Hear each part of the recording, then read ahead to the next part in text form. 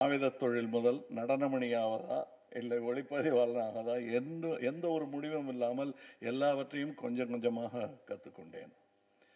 ஆக எல்லாமே எனக்கு பயன்பட்டது. விருமாண்டியில் வரும் மீசையெல்லாம் நானே வைத்துக்கொண்ட மீசை. கொஞ்சம் நாவிதமும் பழகியதால் வந்தது. அது எல்லா கலையுமே முக்கியமானது. அதில் மிக மிக முக்கியமான ஒரு விஷயம் சகோதரர் வைரமுத்து அவர்கள் சொன்னதை விட அழகாக சொல்ல முடியாது. ஆனால் உண்மையை எப்படி சொன்னாலும் அது அதுவாகத்தான் முடியும். அதாவது எல்லா கிணற்றிலும் மிதக்கும் நிலா மாதிரி. அது ரொம்ப அழகாக சொன்னார். எனக்கும் இதுக்கும் சம்மந்தம் இல்லைன்னு சொன்னார். சம்மந்தம் இருக்குங்கிறது அவர் பேச்சிலேயே நிறையா தெரிஞ்சது. அந்த கற்பனையை ஊக்குவிக்கும் ஊற்றாக நீங்கள் இருக்கிறீர்கள்.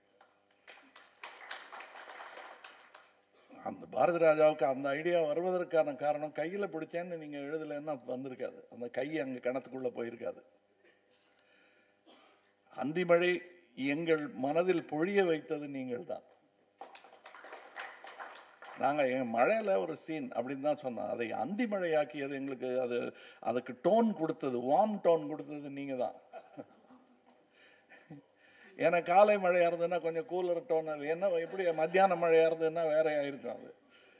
அதுக்கு எப்படி உங்களுக்கு ஒரு பிரான்சிஸ் ஃபோர்ட் கப்போலாவுடைய காட்ஃபாதருக்கு பெரும் பலமாக கார்டன் வில்லிஸ் இருந்தாரோ, எப்படி ராபர்ட் சர்டிஸ் என்பவரை பற்றியெல்லாம் பேசுவதற்கும், எப்படி ரேன்ஸ் டாக்டரை பார்த்துவிட்டு நானும் பாரதி ராஜா அவர்களும் 16 வயதில் பார்க்கும்போது அதை பற்றியெல்லாம் நினச்சிக்கிட்டு, அதுக்கெல்லாம் வசதி கிடையாது எங்களுக்கு. அவ்வளோ மணற்பரப்பு கிட்ட போகவே முடியாது எங்களால்.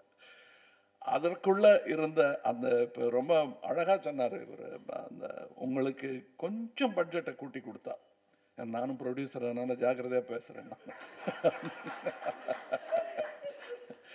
அது கொஞ்சம் பட்ஜெட்டை கூட்டி கொடுத்தால் உலகத்தரம் என்பதை ஏதும் வல்லமை இங்கே இருப்பது எனக்கு தெரியும். ஏனென்றால் நான் இங்கே கற்றுக்கிட்ட விஷயத்தை இங்கேருந்து புரியாமல் பெற்றுக்கொண்ட விஷயம், கற்றுக்கொண்டங்கிறது கூட கொஞ்சம் பெரிய விஷயம். நான் பெற்றுக்கொண்ட விஷயத்தை அப்படியே மொழிபெயர்ப்பு இல்லாமல், பொழிப்புரை இல்லாமல், பிழைகளோடு நான் சொன்னால் கூட உங்களுக்கு புது பாடம் கிடைத்துவிடும். அத்தனை பெரிய குருமார்களுடன் நான் பழக நேர்ந்திருக்கிறது. அதாவது வின்சென்ட் மாஸ்டரை பற்றி நான் இப்போ கூட ஜெயனன் கிட்ட சொல்லிட்டு இருந்தேன். அவருக்கு ஒரு விதமான ஒரு மஜ்னு என்று சொல்வார்களே, அந்த மஜ்னு தான் அந்த வின்சென்ட். அவர் இப்படி அந்த இதை பார்த்துட்டு இப்படி இப்படின்னு கையை காட்டுவார். ஜெயனன் ஜெயனன் அப்படின்னு வர, அதாவது இப்போ தண்ணி தாகத்துக்கு அலையிற மாதிரி. என்ன சரி சரி அச்சா அப்படின்ட்டு அவர் ஓடுவார். அவர் என்ன சொன்னார், நீங்கள் என்ன சொல்கிறீங்க? இல்லை நான் அதை வந்துடுறேன் அப்படின்ட்டு போனார். நான் சிரிச்சுக்கிட்டு இருந்தேன். என்ன சிரிக்கிறீங்க அப்படின்னா, இல்லை இப்படின்னா என்ன சார்ன்னு கேட்டேன். அது ரிம்மு ரிம்மு ரிம்மு வேணும். அது நீங்கள் சொல்லவே இல்லையா, அவரும் புரிஞ்சுட்டு போயிட்டாரு அப்படின்னா. அது கை ஜாடையில் அவருக்கு தெரியும், அவர் பையனுக்கு. ஸோ அது ஒரு மாதிரி வெறி மாதிரி இருக்கும். வின்சென்ட் மாஸ்டர் ஒர்க் பண்ணுறதை பார்க்கும்போது ரொம்ப சந்தோஷமாக இருக்கும். தவிர நம்ம ஒரு கேள்வி கேட்டோன்னா அப்புறம் சொல்கிறேன்னு சொல்லவே மாட்டார் சார். வேலையை விட்டுட்டு அந்த ரிம் லைட்டுங்கிறது இது எப்படின்னா வரைஞ்செல்லாம் காட்ட ஆரம்பிச்சிருவார் சார். நான் அந்த மாதிரி இடத்தில் நிற்கும் அதிர்ஷ்டத்தை பெற்று இருக்கிறேன். கேட்கிற கெட்டிக்காரத்தனை எனக்கு எப்படி வந்ததுன்னு எனக்கே தெரியல. அதே மாதிரி மார்க்கஸ் பாட்லே அவர்களுடைய இந்த செம்மீன் நைட் ஷூட்டிங்ஸ் எல்லாம் பற்றி கேட்கும்போது, இப்போ நாளைக்கு எடுக்க போகிறேன் நைட் சீன், நீங்கள் வரீங்களா அப்படின்னாரு. நான் அந்த காட்சியில் கிடையாது. ஓர்மல் மறிக்கும் போது வேற எங்கேயோ இருந்த ஷூட்டிங்லேருந்து மார்க்கஸ் பாட்லே அவர்கள் ஷூட்டிங்கை பார்க்க போன மத்தியானம் 12 மணிக்கு எடுத்தார். அந்த ஷேடோவை வச்சுட்டு அது இந்த பக்கம் திருப்பினா கொஞ்சம் பகல் தெரிஞ்சிடும். அந்த கேமராவை அவர் அப்படியே மெதுவாக நெளிச்சு கொண்டு வச்ச விதம் இன்றைக்கும் எனக்கு பாடமாக இருக்கிறது.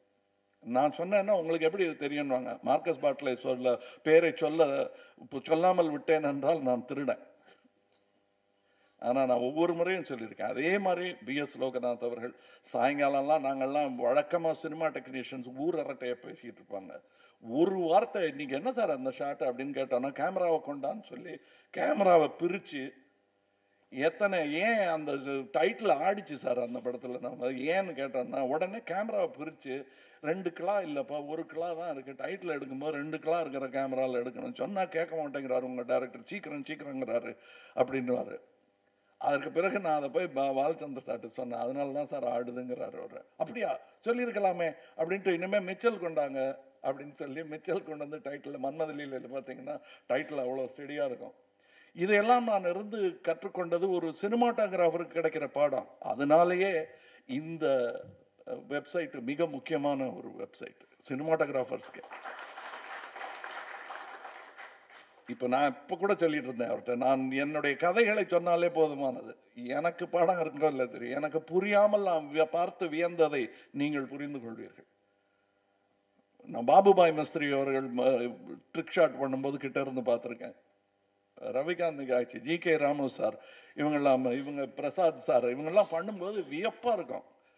கோபத்தில் கையால் கழிச்செல்லாம் மாஸ்க் பண்ணுறதை நான் பார்த்துருக்கேன். கத்திரி வரலைங்கிற கோபத்தில் கையால் கழிச்சிட்டு போதும் என்ன டைம் இல்லை அப்படின்னு வியப்பாக இருக்கும். அது அந்த தைரியத்தில் தான் அபூர்வ சோதரர் மாதிரி ஒரு ரிஸ்கி மாஸ்க்ஸ் எல்லாம் எங்களால் பண்ண முடிஞ்சது. அதெல்லாம் கிட்ட இருந்து பார்த்தோம். சிங்கீதம் ஸ்ரீனிவாசராவ் கற்றுக்கிட்டது மாயா பஜாரில், அங்கே அசிஸ்டன்ட் டைரக்டர் அவர். இந்த இந்த இந்த களஞ்சியத்திலிருந்து நீங்கள் எடுத்து கொடுக்க வேண்டிய கடமை நமக்கு இருக்கிறது. நான்லாம் சும்மா இப்போ யாரோ ஒருத்தர் தமிழ் பொறுக்கிகள், நான் கண்டிப்பாக தமிழ் பொறுக்கி தான். இங்கே பொறுக்கி நான் எங்கே பொறுக்கணும்னு தெரிஞ்ச பொறுக்கி, டெல்லியில் பொறுக்க மாட்டேன் நான்.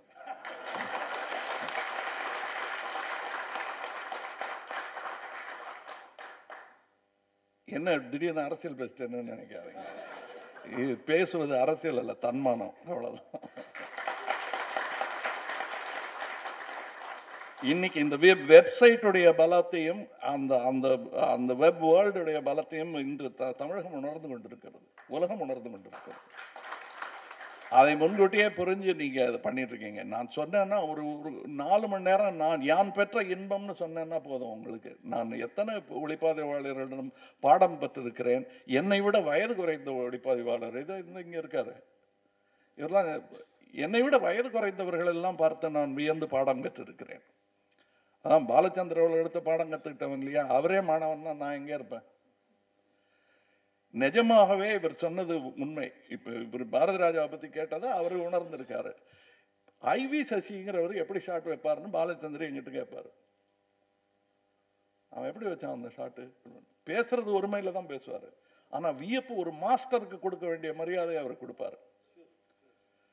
அது அங்கே கற்றுக்கிட்டவன் நான்.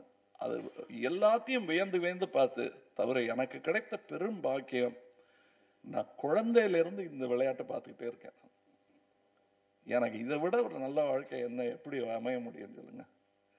நான் என்ஜினியராகவோ ஒரு கலெக்டராக இருந்தால் இன்னைக்கு எங்கேயோ அலங்காநல்லூரில் போய் நின்று கஞ்சிக்கிட்டு இருப்பேன்.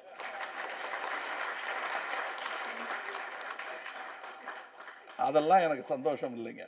இன்னைக்கு இங்கே உங்க மத்தியில் இருக்கிற அந்த பெரும் பாக்கியம் எனக்கு கிடைத்திருக்கிறது. இந்த சந்தோஷத்தை எனக்கு கொடுத்தது யாருன்னே எனக்கு தெரியாதுங்க. எப்படி வந்தது? ஒருவேளை இவங்க கிட்ட எல்லாம் பழகலைன்னா மறுபடியும் டெக்னீஷியனாக வந்திருக்க மாட்டேன். எனக்கு மறுபடியும் நடிக்க வர்ற ஆசையே கிடையாது. டெக்னீஷியனாக வரணுங்கிறது தான் ஆசை. ஏன்னா நான் டெக்னீஷியர்களுடைய அந்த வீரியத்தை, பலத்தை, அவர்களுடைய உண்மையான கௌரவத்தை கிட்ட இருந்து நான் பார்த்துருக்கேன். நான் அவங்களுக்கு போஸ்டர்லாம் அப்புறமா தான் இவங்களுக்கெல்லாம் போஸ்டர் வச்சாங்க. இந்த பெரிய பெரிய டைரக்டர்லாம் கண்டுக்க மாட்டாங்க. அவங்களும் அமைதியாக ஒரு பெற்றோரின் பெருமிதத்துடன் அந்த பிள்ளைகள் வளர்ந்து போகிற மாதிரி பார்த்துட்டு இருப்பாங்க. நான்லாம் இப்போ இதுக்கு மகாநதி ஷூட்டிங் போயிருந்தோன்னு நினைக்கிறேன். தம்பு சார்லாம் நான் தம்பு சார் வந்துட்டு போனாருன்னாங்க. எங்கேயா நான் பார்க்கணுமே. அவர் மாட்டுக்கு ஒரு முருங்கைக்காய் பேக்கை வச்சுட்டு அவர் சாதாரண மனிதனாக கும்பகோணத்துலேயோ தஞ்சாவூர்லேயோ எங்கேயோ இருக்கார். அது அவருடைய வேலை முடிந்து விட்டது. அந்த மாதிரி ஒரு ஆஃபீஸ் ஒர்க்கர்ஸ் மாதிரி இருக்கக்கூடிய பெரும் ஜீனியஸ் எல்லாம் நான் பார்த்துருக்கேன். நான் இந்த ஜீனியஸ் எங்கே இருக்குன்னு தெரியாதுன்னு சொன்னார். நிஜமாவே தெரியாது. ஏன்னா என் ஆஃபீஸ்க்கு அழுக்கு வேட்டையோட ஒருத்தர் கதை சொல்ல வந்த போது அதனால் இவ்வளோ பெரிய ஜீனியஸ்ன்னு சத்தியமாக சொல்லி லெட்டர் கொடுத்து அனுப்பிச்சிருந்தா கூட ஒத்துக்கிட்டு இருக்க மாட்டேன். ஆனால் அந்த ஆள் பேச ஆரம்பித்தார் கதை. அதுக்கு பேர் அப்புறமா 16 வயதுலன்னு சொல்கிறாரு. ஆளை பார்த்தா தெரியாதுங்க. அவருடைய கதையில் வர பாராட்டியும் சப்பானி எல்லாமே அவரை தான். அதை உருவகப்படுத்தி அது என்னென்ன கஷ்டத்தில் அந்த படத்தை எடுத்த, என்ன பட்ஜெட், அது ஃபிலிமுக்காக காத்திருந்து எல்லாரும் ஒரு கல்யாண மண்டபத்தில் ஒன்றா படுத்துக்கிட்டு இருந்து அதில் இருக்கிறதுக்குள்ள சிறந்த ரூம் என்னன்னா இந்த மாதிரி 4 டேபிள் போட்டால் ரொம்பிடும். அது எனக்கு தனியாக கொடுத்துருந்தாங்க. அப்படியெல்லாம் கஷ்டப்பட்டு எடுத்திருந்தது. எங்கே நான் கால் சீட்டு கொடுக்காம ஓடி போயிடுவானோன்னு வெறும் கேமராவெல்லாம் ஓட்டி எடுத்திருக்கேன்.